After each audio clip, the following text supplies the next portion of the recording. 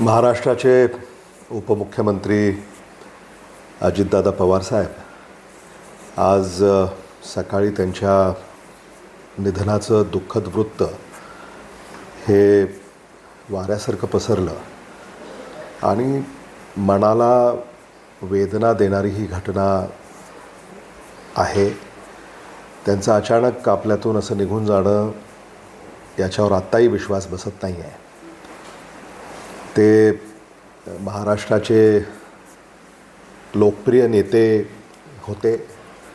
महाराष्ट्राच्या राजकारणामध्ये त्यांचा एक वेगळा दबदबा राहिला आणि महाराष्ट्राच्या जडणघडणेमध्ये गेली काही दशकं त्यांचं योगदान हे कोणीही नाकारू शकणार नाही.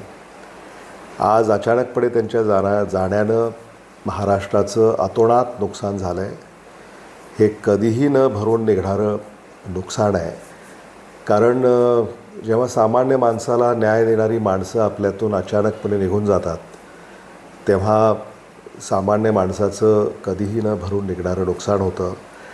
महाराष्ट्र राज्याला त्यांचं योगदान हे कायम लक्षात राहील आणि महाराष्ट्राला त्यांच्याकडनं खूप अपेक्षा होत्या आणि त्या कुठेतरी आता अपेक्षांचा भंग झाल्याची भावना महाराष्ट्रातल्या जनतेच्या मनामध्ये आहे.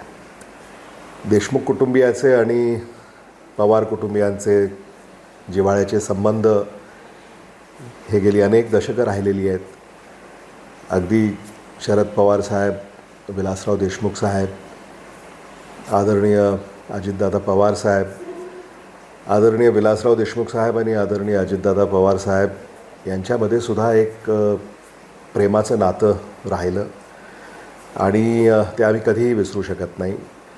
महाराष्ट्राच्या मंत्रिमंडळामध्ये मुख्यमंत्री उद्धव ठाकरे यांच्या कार्यकाळामध्ये उपमुख्यमंत्री अजितदादा पवार साहेब हे सरकारचं ते नेतृत्व करत असत आणि त्या सरकारमध्ये मला मंत्री म्हणून काम करण्याची संधी मिळाली आणि मी त्यांना उपमुख्यमंत्री म्हणून काम करत असताना खूप जवळून पाहिलं आहे. बारामतीवरचं त्यांचं प्रेम हे म्हणजे याचं शब्दामध्ये वर्णन करता येऊ शकत नाही.